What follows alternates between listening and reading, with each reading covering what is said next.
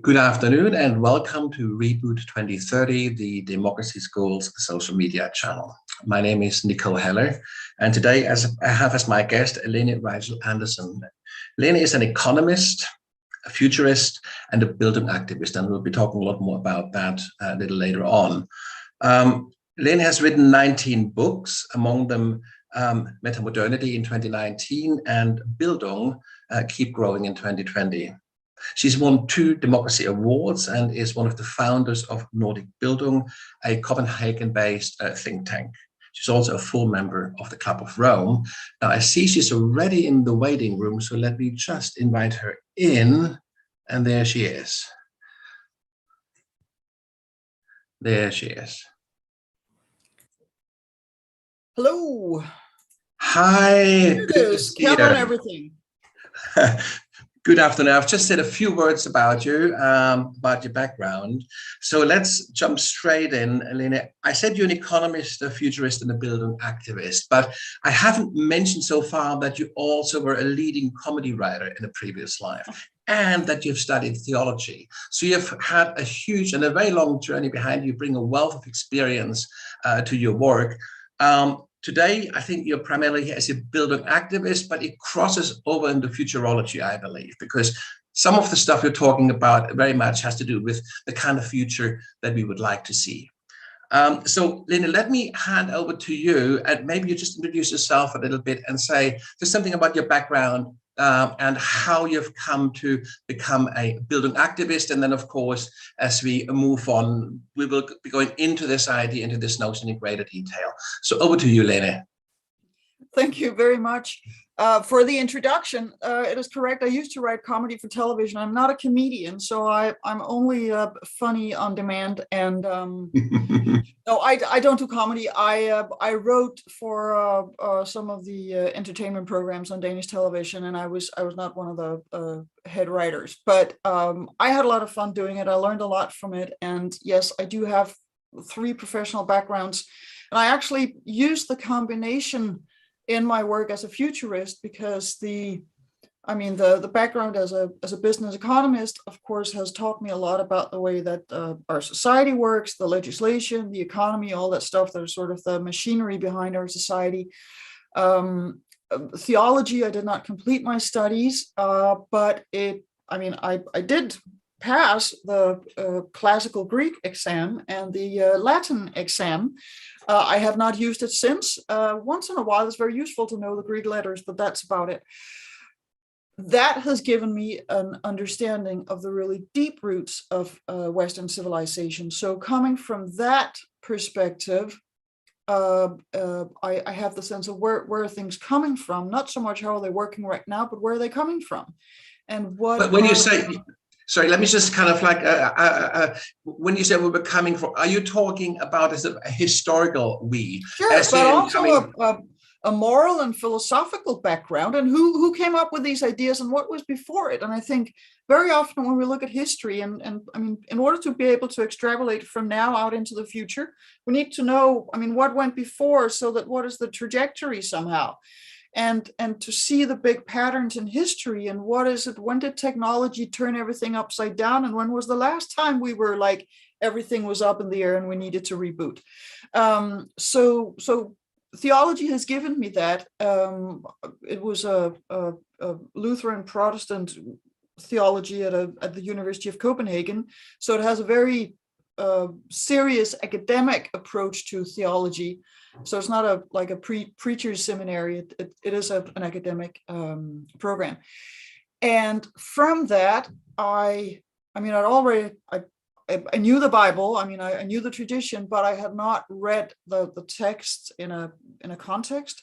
I had not had the historical context for it. And as I said, when we want to look at history, we have a tendency to look at history from our perspective, and then we look back at the Greek and say, oh, how barbarian that they had slaves in the Greek society. It was barbarian, but when you look at what came before that, the Greek society was very civilized in a modern sense and had made huge progress for, democracy, freedom for the men, yes, but it was better than the tyranny that went before it. And then when you look at the the Torah, the Old Testament, the Hebrew Bible, and you look at the life world of the Jews in the Bronze Age, and you look back and say, wow, looking from our perspective, what primitive people. But then when you look at it come into history from the other direction, it's like, oh, wow, they came up with that. I never thought that this was a thing that somebody, really was the big groundbreaking new idea. So that is what I got from that. And then the comedy writing told me something about, telling stories, getting people to laugh, but also, so what is story structure? And it's sort of a backdoor to our structuring and understanding of reality, because when you tell a story and you want people to listen, there's structure to it. So it says something about how is our mind working. So those three different perspectives on the reality that we're living in and the challenges that we're facing has been very useful for me. And then the first series of books that I wrote was big history, and so I had to, on my own, go back even further than the theology class curriculum. So I, based on that and on science and chaos theory, network theory, complexity theory, and other sort of descriptions of the patterns according to which things tend to evolve, I have looked at history, and based on that, I do futurism. There is something I try to create scenarios that are meaningful and ways of looking at the world that allows us to see things that we didn't see before. There's something interesting. I just want to come back to the comedy, because there's something quite intriguing about this. If you do any kind of fictional drama or whatever, you don't really have to be interested in the real world. I mean, because you're not a documentary filmmaker. It's fiction and it's fun and it's a parallel world. With comedy, it's somewhat different, isn't it? I mean, I noticed this when I moved to the UK. It took me a long time to understand the jokes, being German, and vice versa. Having moved back to Germany, I had to acclimatize to the German sense of humor. So there's an interesting thing. It's once you understand the humor of a people or the humor of a culture, you have understood a lot about that culture. And so when you are a comedy writer, you not only tell a story, but it is a story that resonates with. Plus, either it's funny or it's not. You can write mediocre drama and you can have great actors who go in and lift the whole thing, and you think that you've watched an amazing piece. If you write crappy humor, you can have, the best comedians, and it's just, drops to the floor and nothing happens. So either you hit the real spot or it doesn't work. And but there's an interesting kind of link for me in your work. It's a sort of a link between the fictional, the imaginary, our imagination on the one hand, but it's very much grounded in cultural reality. And I think this is something that when we talk about, later on when we talk about Bildung, and it's part of its purpose to give us a better understanding of the world we live within. Right. I see a certain parallel there. Bildung can be quite ivory tower and removed, but you seem to have a very strong interest in always keeping those two worlds together: the world of the imaginary and the world of the factual and empirical. Is that a fair statement? Absolutely. And I also, humor, you can have very sort of highbrow humor that only like a minute minority gets, and then you can have the extremely popular humor that usually has sexual undertones or worse, and anything there in between, and you need to reach your audience in the right way. That's right. And one thing that is very crucial in humor that very few people think about is that pain is really a huge part of it, and it's about triggering our fear but doing it in a safe way. And there's some interesting studies with mice where they're tickled, so they laugh, and you can actually Google laughing mice and go on YouTube and write laughing mice or something like that, and you will see some scientists tickling some mice, and then they go squeaky, and it's interpreted as laughter. And the reason why it's interpreted as laughter is because they come back for more. So when they stop tickling them, they come back. So it's this fear it creates a fear, but in a safe way. And you do the same thing with humor. I mean, the classical way of telling a story is that you have like three characters, the priest, the rabbi, and the pastor or something like that, and they walk into a bar, and then the first one goes something, the second one goes something, and then the third one is the punchline. And the reason why it works is that the first one is an example, the second one confirms the first one, now you feel safe, and then you dismantle it with the third example, and you're like up in the air. It's a bit, frightening until you realize what the point is, and then you laugh because it wasn't frightening at all. So it's that tension between fear and safety somehow, and oh, I get it, and then you laugh. And this is also why it doesn't work if you explain a joke, because then you just lost it. So there was another thing I picked up when I was doing a little bit of reading up on you, is that one of the reasons you're sort of saying that you moved on from comedy writing to futurology and the work you're doing today is that comedy, for some reason, and you probably can say more about this, lends itself to sort of bashing the past or looking back, but it's a lot more difficult to write comedy about the future, or to criticize so maybe I thought that was a really, really interesting thought after the fact and anticipating. Can you say a little bit more about that and the Yes, I mean, particularly satire is pointing fingers at, and when you point fingers at, you can kick up and you can kick down, or you can kick out into your own level, or you can make fun of yourself, which is really the only charming kind of humor there is. And particularly the kicking down kind of humor is not charming. The kicking up humor, where you mock the rulers or people in power or people with too much money, is absolutely appropriate and in place, but it's not necessarily going to solve a lot of problems. But it can be this release of tension in society, and it can be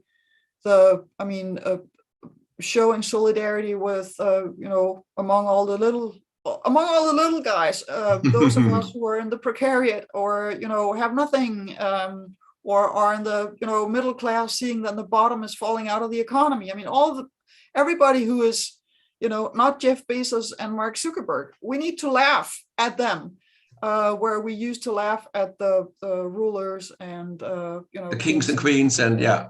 And also, I mean, corrupt politicians, prime ministers, and so forth. And there are a couple of authoritarian political leaders around the world that we deserve to laugh at. But there came the point when that wasn't enough for you anymore, when you were kind of reaching beyond that. And can you tell us a little bit about that transition? Yeah. So, I mean, what I realized was, actually with entertainment on television, I realized that the Saturday or Friday evening family entertainment, I was actually doing children's programming that adults could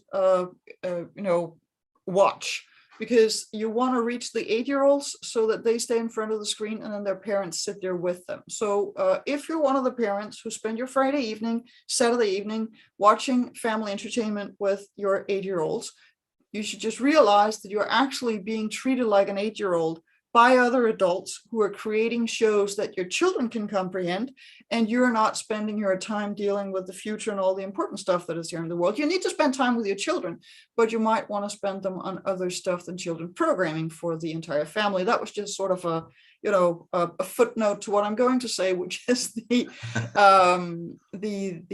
satire, the humor can deconstruct, and it can point fingers.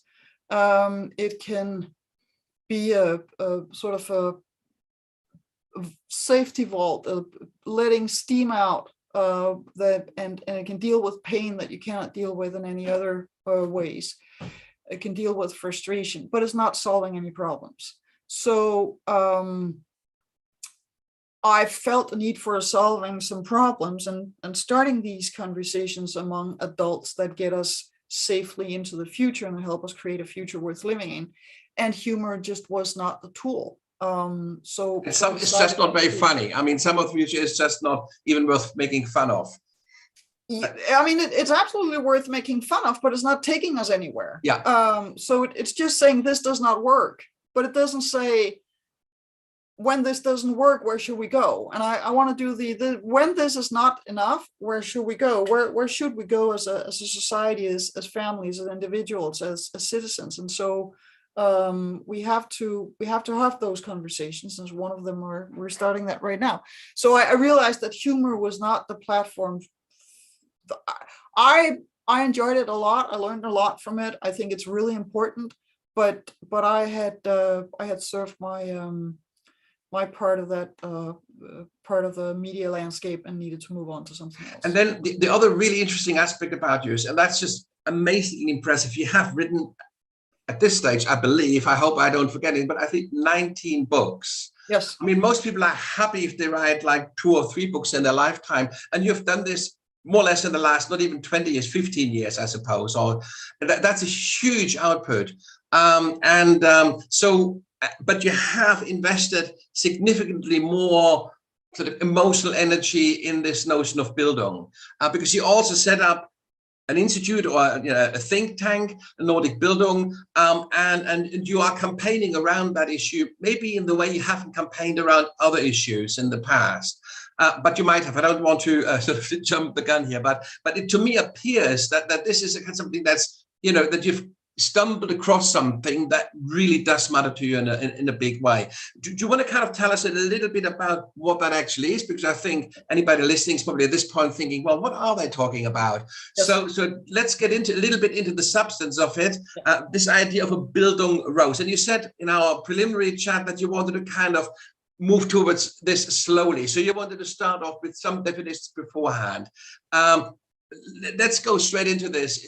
The word Bildung means a lot to me. I'm German, it's a German word. Anybody who is not German will think, well, is this a spelling mistake? Yes. So maybe we start there. So Bildung comes from the German word Bild, which means image.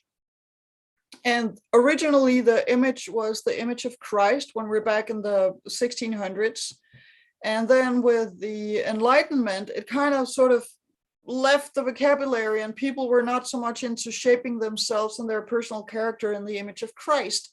Instead, from around 1770-ish and onwards, it became a secular phenomenon where philosophers were dealing with, so how do I shape myself in my own self-image? How do I become entirely me? How do I become an autonomous individual? How do I become how do I become a team player, and how do I become an autonomous individual? How do I become somebody that other people trust?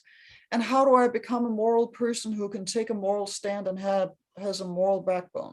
Let me just ask a question here. Why is that important to become you? Why has it become important during that period of enlightenment? What is the kind of the background to that? Why is it all about self-realization and building an ego, or what is the context here? It had a sort of a prelude with the philosopher Herder, who was writing about how culture and individuals had matured over the course of history. And he, living in the 1770s, he did not know how old the world actually was. So they took the Bible as more or less for granted, even though there were signs that the world may have been older than that. And there were some fossils that they had found that they didn't really make sense yet because Darwin hadn't, discovered what Darwin discovered. So they were really where did the world come from, and where did humans come from, and how did we get to where we are? And so, very politically incorrect, he talked about the upbringing or the Bildung of humans and the human species. And so he compared the cultural evolution to the maturing of the individual. And he started by saying that, so these Middle Eastern nomadic tribes, they were like the toddler. And then you had the Phoenicians, who were like a little bit older child. And then you had the Greek, who were an early sort of like a 7-10-year-old, and then you had the Romans, who were the teenagers, and then you had the Christians, who were the young adults, but of course they were Catholic and he was a Protestant. So the real adults would be the Protestants, which was what he was.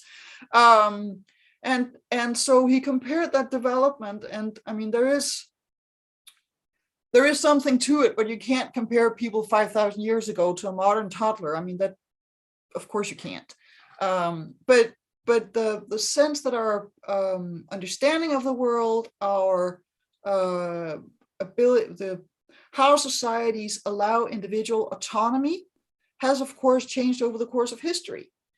And with bigger and bigger societies, we've also distributed power and individual responsibility to people, because otherwise rulers would have to apply extreme amounts of violence if you want, 100,000 people in a ring-walled city to play by the same rules. You either have to use a lot of violence, or you have to invent stories that they all internalize so that they behave in the same ways and have more or less the same expectations, moral values, so that you can have trust within the ring-walled city. Then, of course, you need enemies in order to keep that story going, and that's where we get into the trouble, and we have that with nationalism or national chauvinism in the modern world. But we still have to have within a society some level of shared narratives, language, and what Herder then called spirit. And that's when we get into this whole idea of, so what is this upbringing process that brings us to sharing that spirit, to have that shared sense of self and collective self, to have that sense of belonging in a huge society. And what happened in the 1700s, late 1700s, was that the Enlightenment was, as I said, I mean, with the fossils and all that stuff going on, new knowledge about the world, a lot of the old stories were up in the air, and they were struggling with, how do we deal with this? And of course, he and Goethe and Schiller and Fichte and Hegel and all these guys who were gathered in Jena in one of the German states were exploring this among themselves in the bourgeoisie. So they were really just thinking about Bildung and shaping yourself in your personal image and unfolding your personality and becoming all that you can be, as I guess the American army would say, that was just for themselves in the bourgeoisie. They were not thinking about the peasants and the workers. But the notion that you go through an emotional and moral development from not just in childhood, that was Rousseau described that in 1762, which was really a Copernican turnaround of European thinking. And what Rousseau contributed with was the notion that emotions matter. And the emotional development was what he was describing in this book named Emile from 1762. And all these German thinkers read Rousseau, and so did the Swiss pedagogue Pestalozzi, and he was also writing about Bildung. So Bildung is a combination of your moral and emotional development and what we usually call education. And really, education should include the Bildung and the moral and emotional development.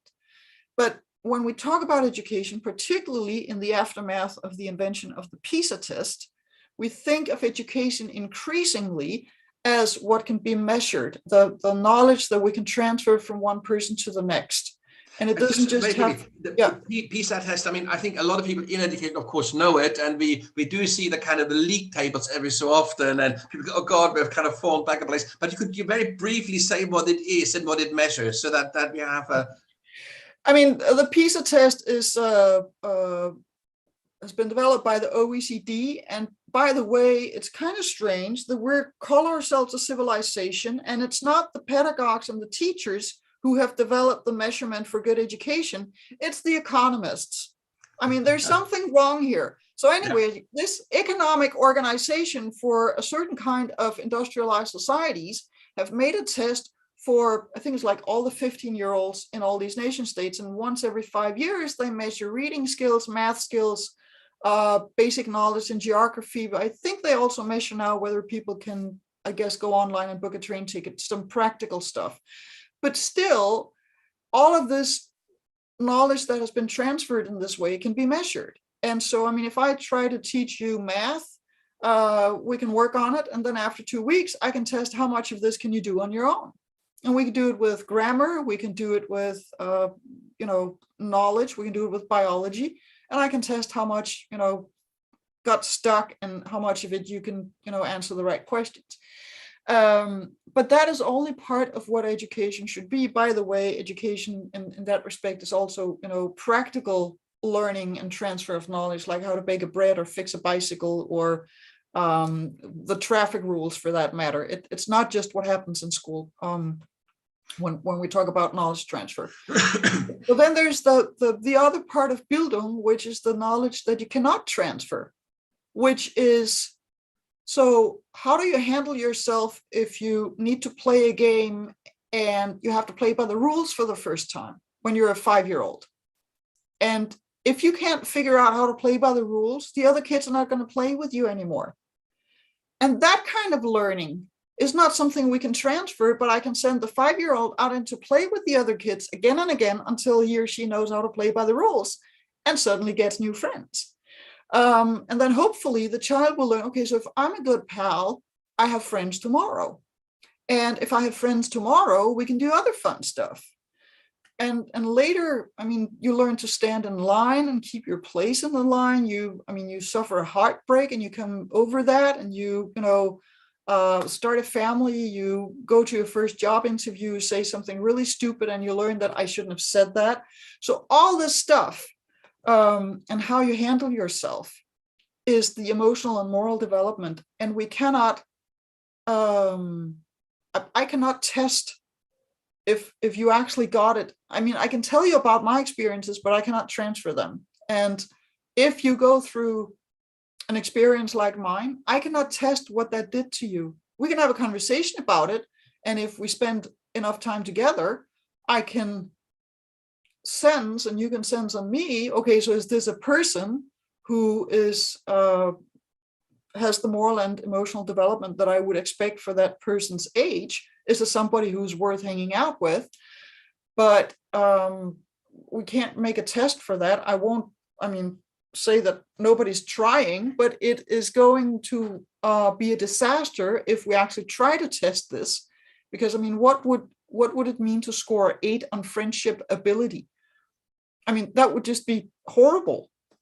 There's, I suppose, another aspect is what one is the kind of the soft skills, the hard to quantify ones, and those are, you've just talked about those. But there's another thing, and it's sort of, as far as I know, and I'm by no means an expert on this, but when in art education, specifically in fine art, when you go to like an academy and you study fine art, from a certain level on, certainly at a master's level, there are a lot of academies that do not award grades, because the whole notion of fine art education is about student-centric learning. So as an artist, you set your own learning goals. And you design together with your supervisor and your teacher a learning path that allows you to realize and to progress along that path.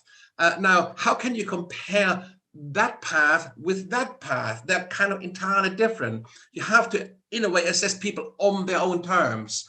And so this is another aspect. It's when learning isn't about competition, but when learning is about development, the grading, the kind of quantification of he's this good compared to her who's only that good, it kind of moves in the background. And of course, there are other areas where it's not quite so clear. In fine art, you're still producing a product, and people will still have an opinion on this. But there's other aspects, as you said, to do with character development, where it's even more difficult, because again, to some extent, and that's kind of Dewey's kind of like notion, isn't it, is, to some extent through experiential learning, it's very much about developing on your own terms within a moral framework, presumably, but still very much in your own terms. But there's a fundamental difference between the arts and the sciences, for instance, because in the sciences, you want people to know their math, and you want them to know the method.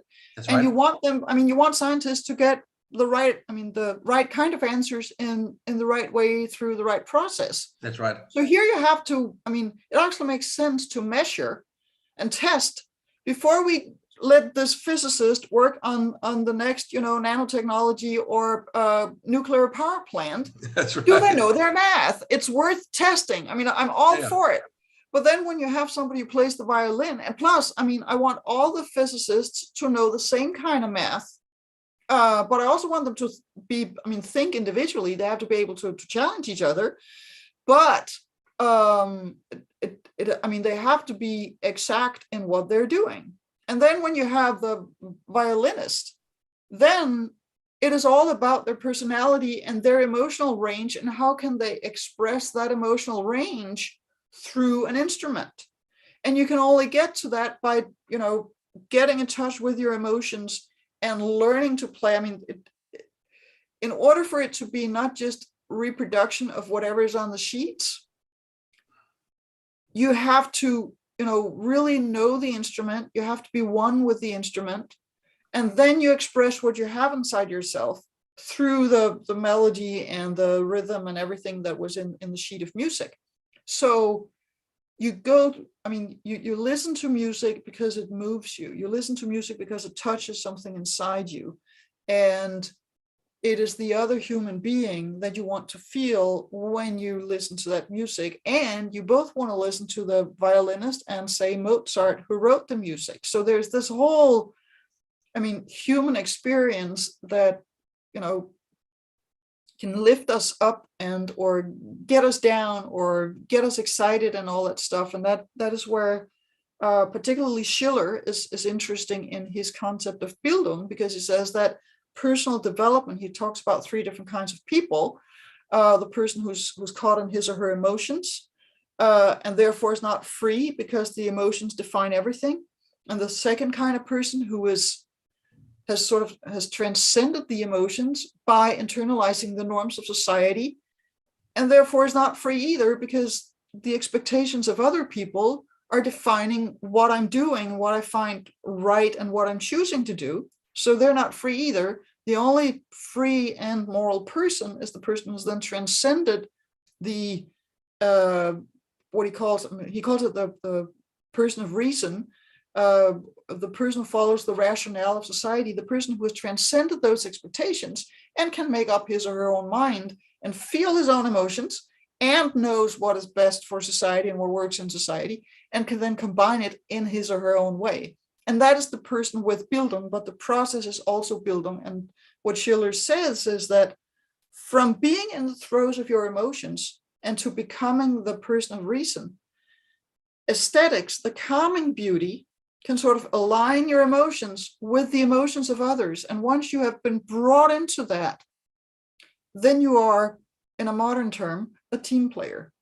And we need team players. We need to go through this process, which is also why it's so interesting that teenagers who are, in this process of becoming team players in society and within their family, I guess everybody who's had teenage children knows how hard this can be, but they identify very often with a certain kind of music that shapes their sense of group belonging. And through that, they become socialized into one subculture with a certain kind of norms. And through that experience, we can then, see, okay, so here's this person who is into rap music or punk music or grunge or whatever it is. Once they belong to that subculture, they've been socialized into something. Now they can take that experience and also later become conscientious citizens. And then, you learn what it means to be an adult in our society. You play by the rules, you've internalized them. You can be trusted by other adults, you get good jobs and you buy a house, and then your wife leaves you or the husband runs away with somebody else. And it's like, everything that I worked for collapsed. What am I going to do now? And that is when you can sort of break out of this prison of the expectations of others and find out, so who am I? But Schiller says that there's also another way of doing it, which is that we can have the aesthetics, the beauty that wakes us up and shakes us up so that we can feel our emotions again and transcend this, rationale of society and feel our own emotions again. So what you're the aesthetics and the personal development go together, and that is, and this is a Bildung process. So this Bildung thing is a really multifaceted, rich, complex phenomenon. And I think if I understand you correctly, what you're sort of saying is there's different. And I'm introducing one of your terms here. So that there's different domains, if you like, in the kind of learning experience, and each domain, in a way, demands its own sort of learning style, and also, of course, has its own learning objectives. And they're not just somewhat different on a spectrum, but they're fundamentally different. They're qualitatively different. As you said earlier, if I study physics, then yes, I want to be tested. But if I study fine art, then I want to be measured against my own development. And these are two very fundamentally different styles. So I think this leads on to the next idea, which is, I think, something that's really worth talking about at length, and that's your Bildung Rose model. Maybe you can sort of dive into this and yes. Yeah. And the smart viewer has noticed that I have this really advanced piece of AV equipment on the wall behind me, because I was told Brilliant. I couldn't bring any slides, but I insisted that I could do a drawing. That's right. You outwitted me. So I'm going to do that now. And yes, I have created a model that is called the Bildung Rose. And what it describes is, I would say, any functioning society through 7 domains. And the one domain that, and all societies have these domains. One is production.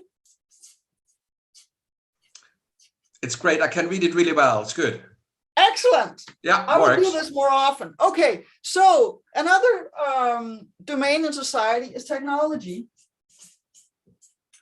And then there is a domain of the aesthetics. And then there is power. All societies have this. And there is a domain of factual knowledge. But in the modern world, we have a whole sector who takes care of this, and that is science. So it's a process of creating a certain kind of knowledge, and it's the kind of knowledge that has been tested and tested and tested until nobody could prove it wrong anymore, and then becomes a scientific theory. So this is science. My colleague is not going to be happy if I start writing out here. And then we have narrative in all societies.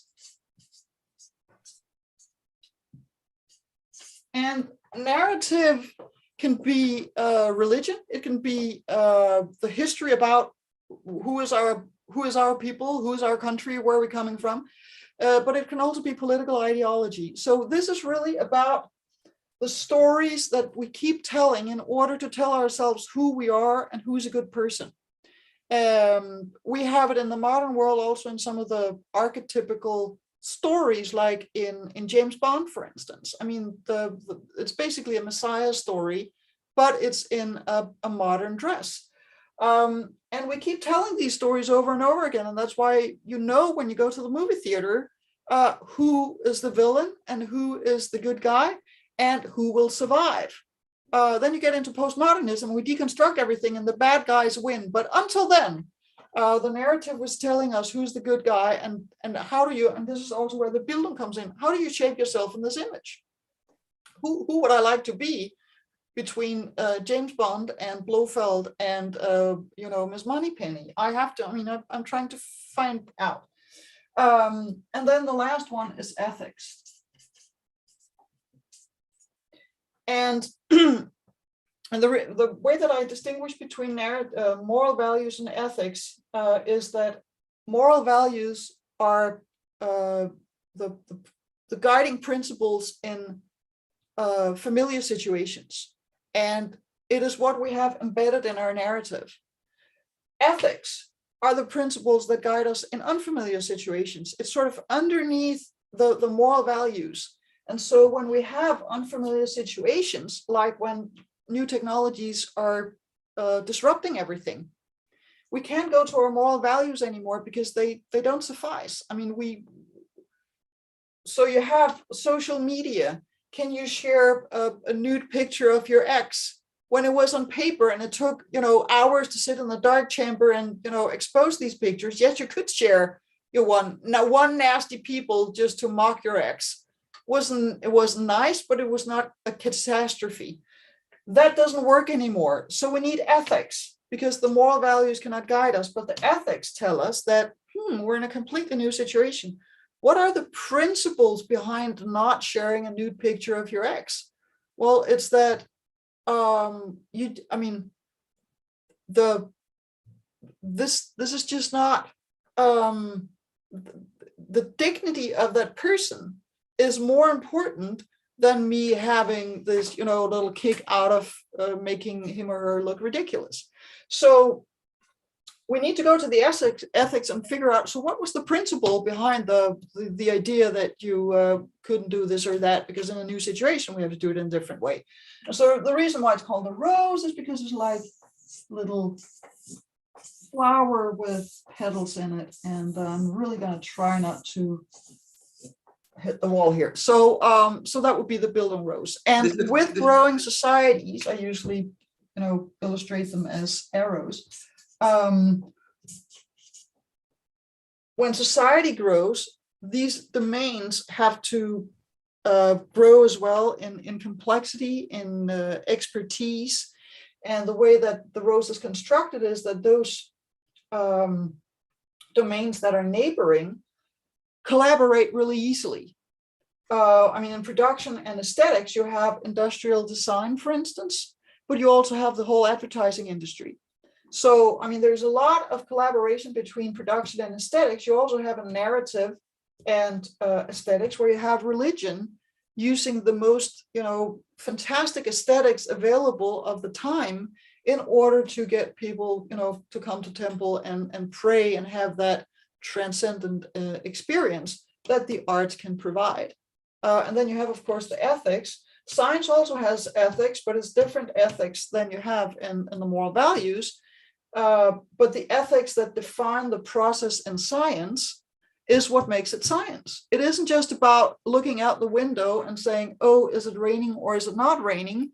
It is about saying, okay, we have a process for a hypothesis saying, I guess it's raining. I look out the window, water is coming down. I had my hypothesis confirmed, and now I have knowledge.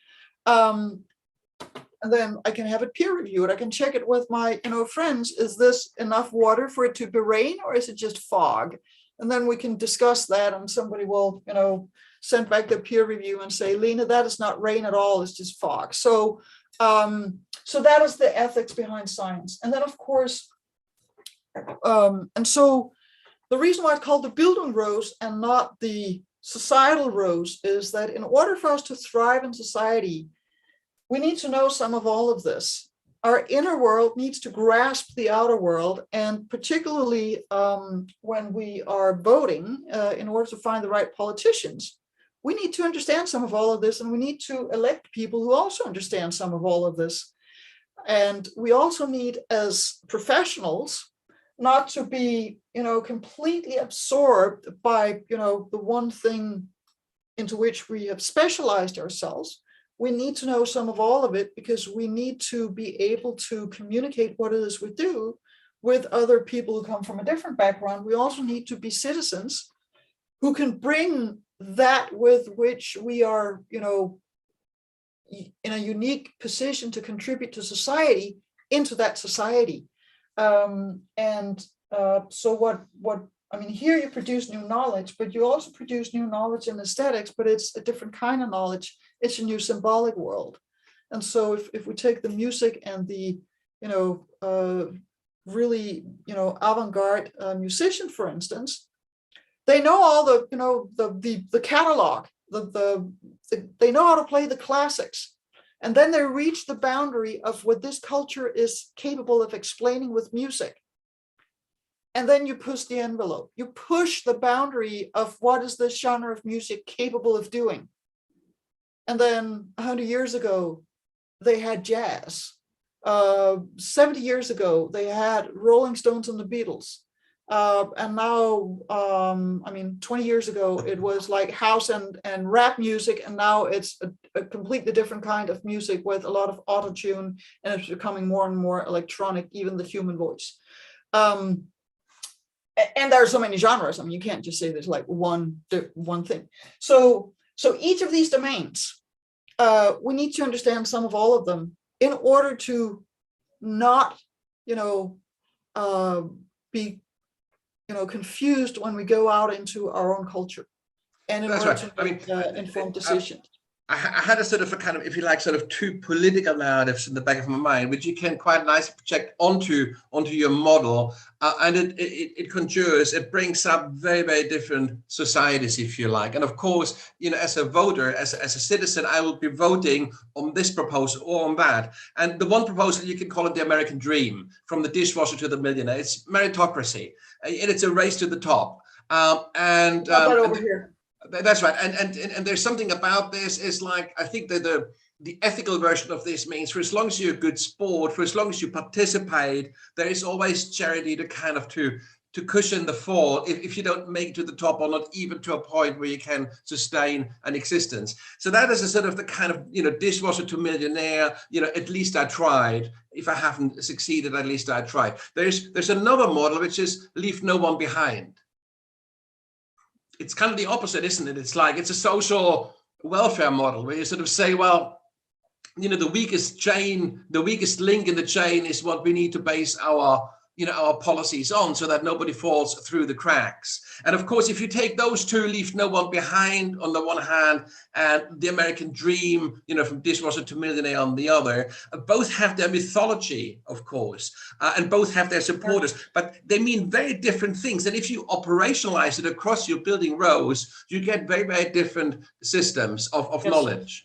Now, just sort of on from there, if you were to sort of superimpose your Bildung Rose model on existing curricula, on existing school structures, you know what people learn in school, my sense is, and maybe we can go through this very briefly, you know, my sense is that it will show how far removed we are from this kind of political approach, because what we learn in school is very clustered in some areas, and it's I mean, we're really upgrading everybody's skills for this. And we're willing to we're willing to pay for science if it is useful here. We have even handed over our political system to the market and said, oh, the market can fix it. So government, parliaments, political institutions have said that we forget about all of this stuff, the narrative and the ethics and discussion about which kind of model is it that we want. We just let everything up here decide everything because the market can allocate resources. And then we forgot all of this. And actually, I want to add a layer to this model, which is that if you kind of draw lines here, you can say this is what is possible here and now. So this is like and we just go for more of everything, faster and, you know, more efficient. And this is also where, I mean, this is literally where the money is made. Here is where we explore what could things be like, what might be, and so here it's the symbolic world and political power. It's, you know, political choices and scenarios, and in science is like, oh wow, what if we try and turn it this way, or what would happen if we did like this, or, you know, creating new kind of knowledge. So this is in might be, but it's interesting. Like what ought to be, and the ought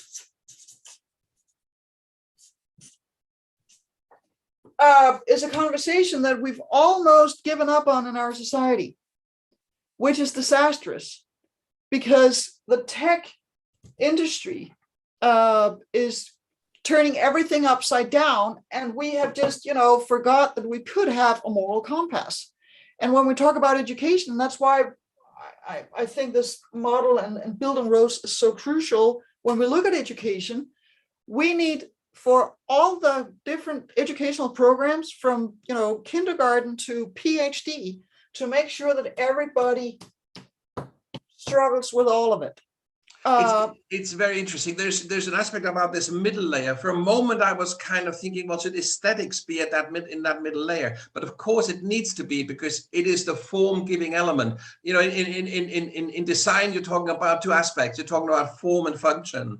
and the aesthetics is very much the sort of the kind of the formal side of it, and the science in many ways the function.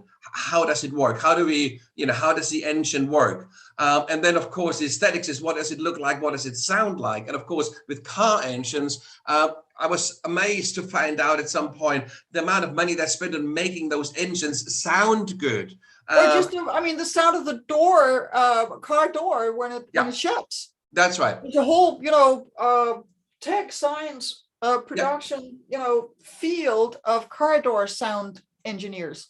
That's right. So it's very interesting the way you structure this. Now, of course, in a way, it gives us a compass, doesn't it? How education could move from quite a narrow understanding of education today to a more, a broader understanding, a more grounded and a holistic understanding of what education could and indeed should probably be.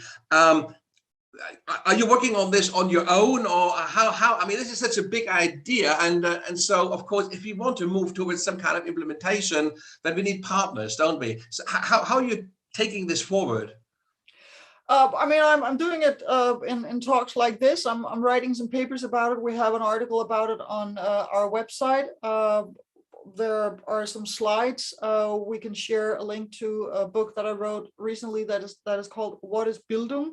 The model is in there. There are also links to some slides that you can use yourself. I have not put all the slides there because I have some of them that I use when I go out and do the lectures. But the basic idea is mine. I've been working on it since 2005, and it has, it took a while before I realized that this petal here is called aesthetics. It had a number of names, and I called it art, and it was like, no, that is too limiting, because we also have, pop music and singing in the family and all that kind of. And car doors. You said it. There's nothing artistic about it, but it's very much. That's right. So it took a while, and it also, I actually started out just focusing on production, science, and narrative. Those were the three domains, and power, that I was aware of to begin with, that all societies have, and that was when I was writing my first books and was looking at big history, and I was like, what is it what was it that changed over the course of history, and is there a way to describe? And so what I realized was that what happened during the Renaissance was that science and power pulled themselves away from narrative, first the science pulled away from religion, and then political power pulled away from religion, and then religion was stuck with what? Narrative. And then I also felt that there must be something between where that narrative and production share. And that was the one that I couldn't figure out, but I definitely very quickly found out that what science and production share is the development of technology. Absolutely. And the common denominator between narrative and science is ethics. It's process and principles. Absolutely. So that was how it started, and so if we use it as a picture of modernity, it is really, the more that these domains have separated and specialized, the more complex society is, the more complex education has to be, the longer we have to go to school, and the more complex each of the domains become, and the more they specialize, and the harder they have to communicate with the other domains, which is one of the problems also. How many engineers know the cultural heritage that we come from, and the roots of the moral values that we have and that keep our societies together? And how many of the artists could actually take some of the latest science and turn it into new symbols that would make sense to us in a different way? There are artists that do that. I met some of them. They're really great.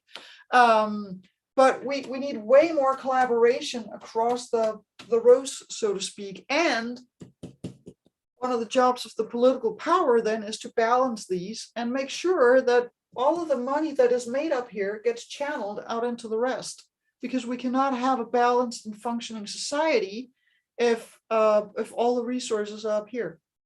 But also power, to me, to some extent, seems to be, if you like, a function of those 6 petals. So I think there is a sort of a kind of, if you would want to sort of manifest or somehow show how your kind of system empowers, it would be sort of an integration of those 6 petals, and power would emerge at the center, not power over, but the very much a sort of Habermasian power to.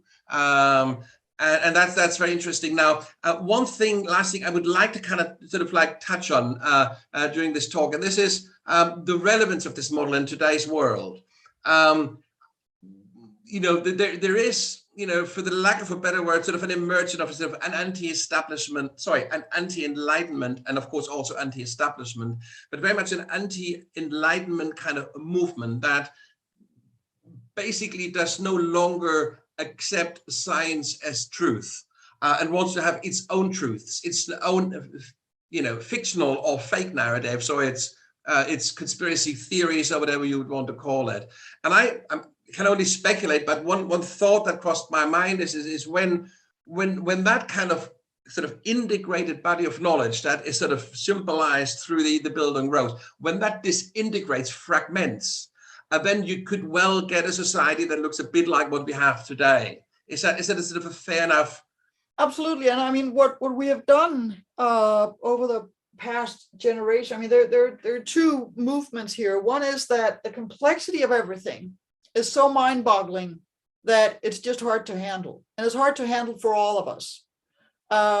This model actually helps you to break it down into 7 different domains, and you can look at them separately, which I hope is one step towards, a little bit of peace of mind. But if we have an educational system that just focuses on this, and whereas science education is not about learning the process and not exactly knowing what people actually do at universities and what does make somebody a professor. I mean, I went to school for 12 years. Yeah, through high school, until I realized, oh, that is what science is. I mean, they could have told me in the 3rd grade that when you have biology, the reason why we know this thing about the ants and this thing about the bees is that there are all these adults who use this method. And if they had repeated that once a year until the end of high school, I would have known the scientific process, by heart.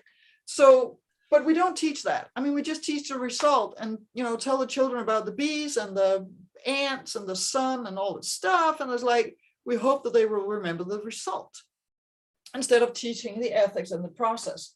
So if we taught that better, we would all be better off for a lot of reasons. But then when you have all this technology that disrupts, you lose your job, you can't follow the news on TV. I mean, there's all that stuff that's just too complicated for me to understand and too complex.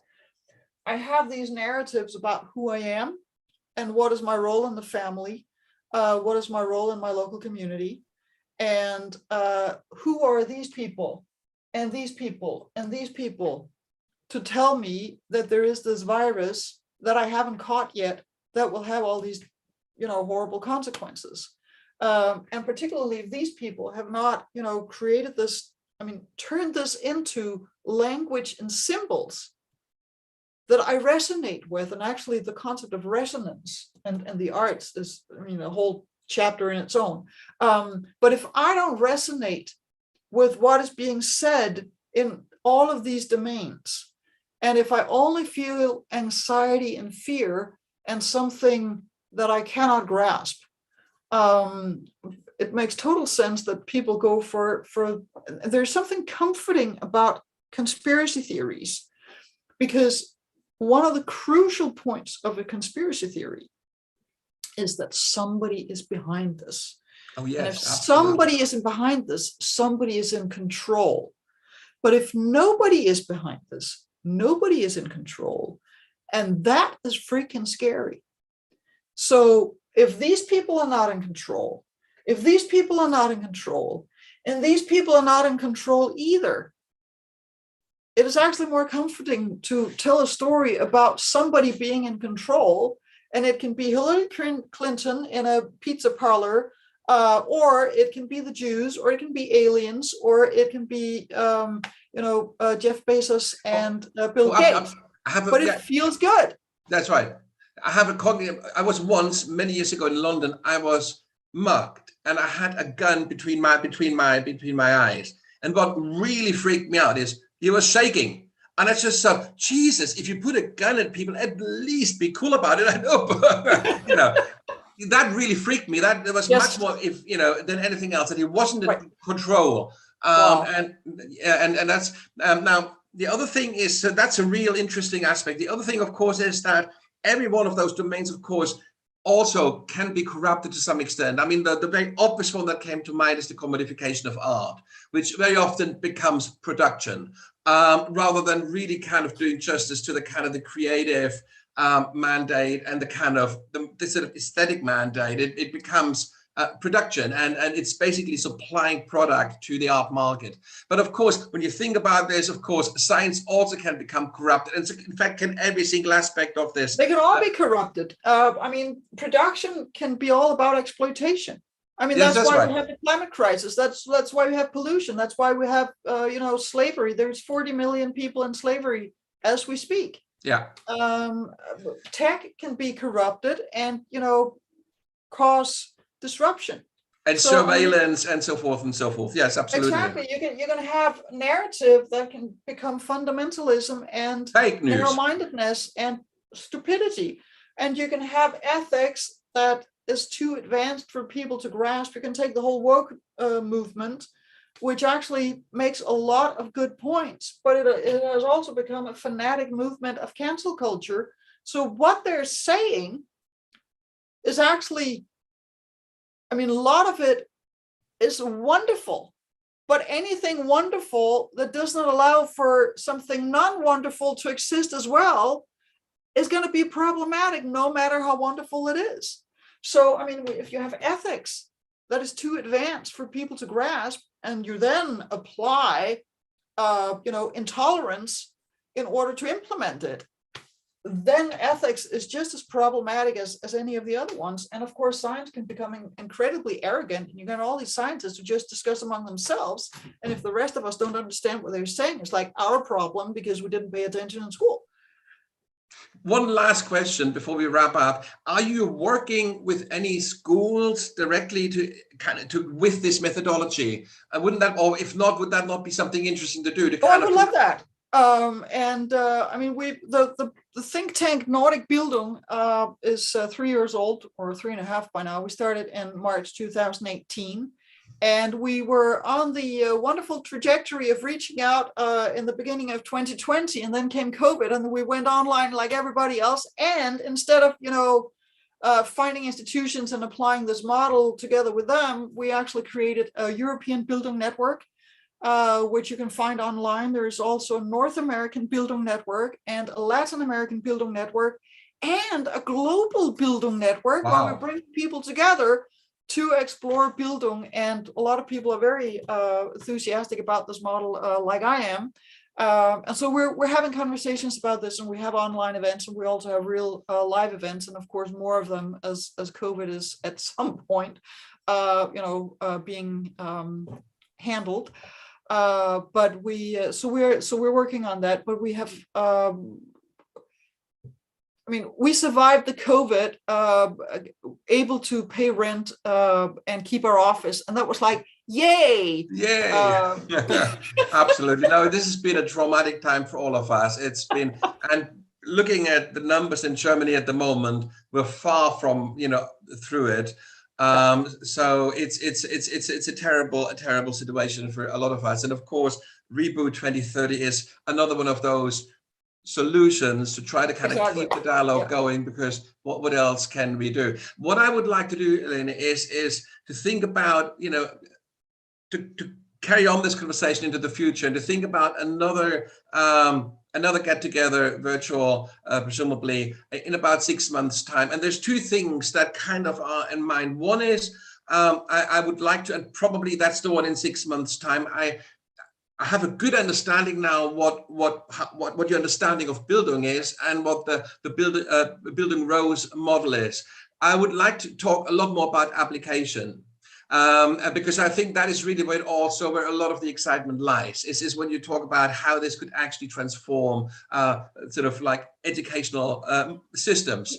Could transform education, but it could also transform organizations. I mean, this is really that's right. Prism through which to see any group of people and how, I mean, what are we focusing on? Are we doing the right things in all of these 7 domains? That's right. I mean, why shouldn't a political party be structured along those lines? Wouldn't that make sense? Do we have political agendas on all of them? And do we know what we're talking about? And particularly, I mean... That's right. So this is one thing. So I think maybe our next talk will be very much about application. And then hopefully that we're moving at that start, beginning to move beyond, pandemic restrictions. It would be nice then beyond that, maybe to focus on a couple of cases where you actually are going into organizations so that we can talk about. Great fun. Yeah, I think that would be a good way to do it. So we have another one in about 6 months' time, talk about application not in an abstract, but in a remote way, without actually going into organizations. And then maybe, hopefully, in 8 to 12 months, we will be able to kind of return to some kind of normal, certainly where we can have more social contact and explore activities outside our own 4 walls. Lene, thank you very much. One last thing, what I will do, if you could send me a list of useful links. You've mentioned a couple of things that you think would be really good. Also your contact details, if there are people listening in who would want to kind of, work with you as a consultant. So give us all that stuff. I will then post it included with this video, both on YouTube and on the reboot.2030.org website. And hopefully something will come from that. Lene, thank you very, very much. This has been a great talk. I really like the way you outwitted me with this kind of wall thing, because of course I did say to you, no, please no PowerPoint. It actually works. It works really well. It works much better. It's much nicer. It's great, and I can hear your voice well. It's not that you're too far away from the microphone, so it really works really well, and it kind of breaks it up in a nice way. Much better than to have this kind of Zoom kind of a PowerPoint slide, which I always find quite. Well, because people do it so much, I'm quite always hoping to get away from that.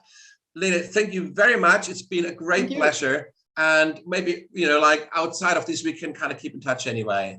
Let's do that. Thank you very much. Pleasure. Thank you very much. Hey, Kai. Bye-bye. Bye-bye.